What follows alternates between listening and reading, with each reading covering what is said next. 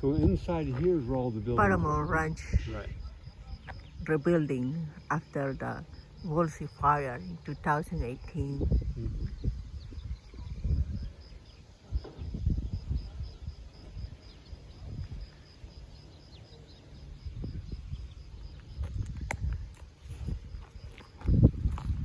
You say this used to be a racetrack.